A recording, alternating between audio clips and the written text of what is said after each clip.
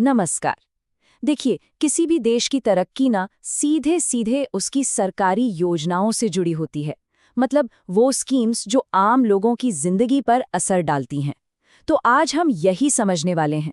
आवास, स्वास्थ्य और कृषि, इन बड़े सेक्टर्स से जुड़ी कुछ बहुत जरूरी योजनाओं में हाल ही में क्या-क्या नए बदलाव आए हैं और हमारे लिए इसका मतलब क्या है।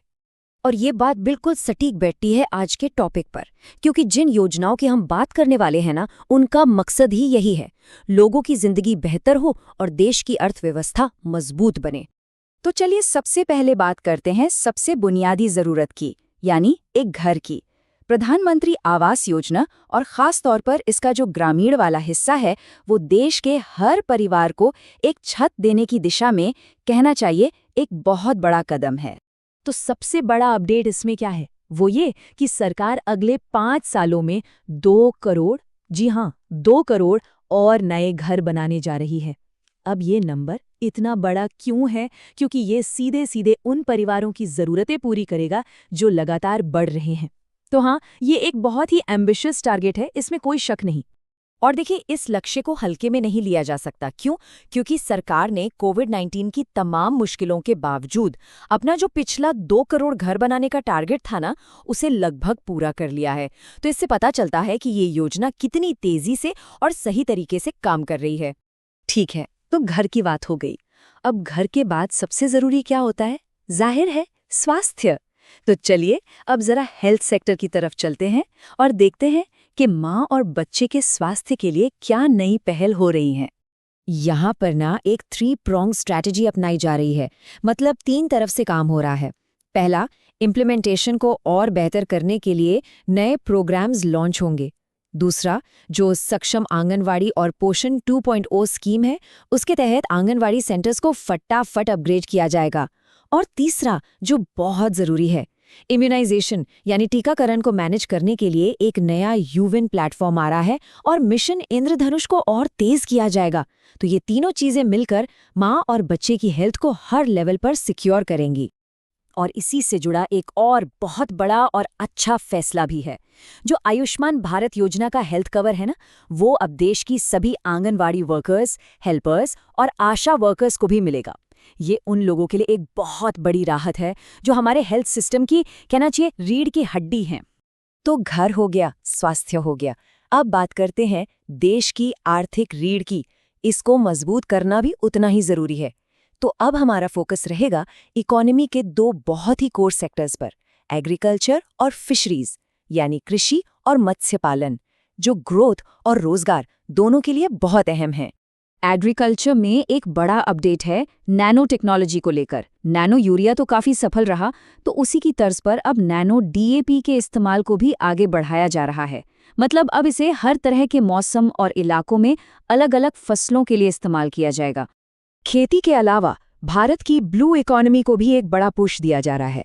ब्लू इकोनॉमी मतलब जो हमारी समुद्री दौलत है, उससे जुड़ी अर्थव्यवस्था।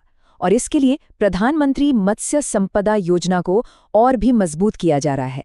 मकसद साफ है, इस सेक्टर में नए मौके बनाना। और टारगेट कितना बड़ा है, ये आप इन आंकड़ों से समझिए। अभी जो एक्वाकल्चर की प्रोडक्टिविटी है, वो है करीब 3 टन प्रति हेक्टेयर। अब लक्ष्य है इसे बढ़ाकर 5 टन प्रति हेक्टेयर तक ले जाने का। ये प्रोडक्टिविटी में एक बहुत बड़ा जंप होगा। इकोनॉमी के लिहाज से देखें तो टारगेट और भी बड़ा है।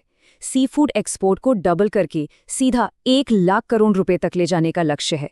सोचिए, ये आंकड़ा भारत को दुनिया के टॉप सी फूड एक्सपोर्टर्स में खड़ा कर सकता है। और शायद सबसे जरूरी बात, इस पूरी योजना से उम्मीद है कि 55 लाख नई जॉब्स पैदा होंगी। ये देश के युवाओं के लिए वाकई एक बहुत बड़ी खबर है। इतना ही नहीं, इस स्कीम में बड़े बड़े इंफ्रास्ट्रक्चर प्रोजेक्ट्स भी शामिल हैं, जैसे कि 5 इंटीग्रेटेड एक्वा पार्क्स बनाए जाएंगे। तो कुल मिलाकर बात सिर्फ प्रोडक्शन बढ़ाने की नहीं है, बल्कि पूरे फिशरीज इकोसिस्टम को मॉडर्न और वर्ल्ड क्लास बनाने की है। तो हमने काफी सारी बातें की। चलिए अब फटाफट एक क्विक रिवीजन कर लेते हैं ताकि सारे जरूरी पॉइंट्स दिमाग में बैठ जाएं। जो लोग एग्जाम की तैयारी कर रहे हैं, उनके लिए ये सेक्शन खास तौर पर काम का हो सकता है। चलिए इस टेबल पर एक नजर डालते हैं। पीएम आवास योजना, नया टारगेट है 2 करोड़ घर। आयुष्मान भारत, अब आशा और आंगनबाड़ी वर्कर्स भी इसमें शामिल हैं। फिर है मत्स्य संपदा योजना। इसमें 3 बड़े टारगेट हैं। प्रोडक्टिविटी बढ़ेगी 5 टन प्रति हेक्टेयर तक, एक्सपोर्ट का टारगेट है 1 लाख करोड़ रुपए और जॉब्स पैदा होंगी 55 लाख। और हाँ, हेल्थ में टीकाकरण के लिए नया प्लेटफॉर्म है यूविन, याद रहेगा? अच्छा, अब जल्दी से कुछ सवालों के जवाब सोचते हैं। पहला सवाल, अगले 5 वर्षों के लिए पीएम आवास योजना ग्रामीण के तहत नया हाउसिंग टारगेट क्या है? ठीक है, दूसरा सवाल, हेल्थ वर्कर्स की कौन से कैटेगरीज को अब आयुष्मान भारत स्कीम में कवर किया जाएगा? अगला सवाल, नैनो यूरिया की सक्सेस के बाद अब किस एग्रीकल्चर प्रोडक्ट का इस्तेमाल बढ़ाया जा रहा है? पीएम मत्स्य संपदा योजना के तहत एक्वाकल्चर प्रोडक्टिविटी का नया टारगेट क्या है, प्रति हेक्टेयर? अच्छा, फिशरी स्कीम के जरिए कितनी नई नौकरियां पैदा होने की उम्मीद है? इम्यूनाइजेशन को मैनेज करने के लिए जो नया प्लेटफॉर्म आ रहा है उसका नाम क्या है?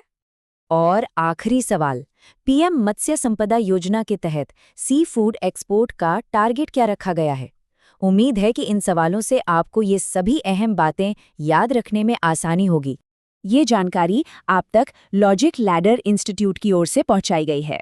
तो अगर आपको ये विश्लेषण काम का लगा तो लाइक, सब्सक्राइब और कमेंट करके हमें ज़रूर बताएं।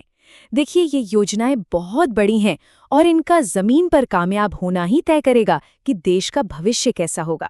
हमारे साथ जुड़ने के लिए आपका बहुत बहुत धन्यवाद।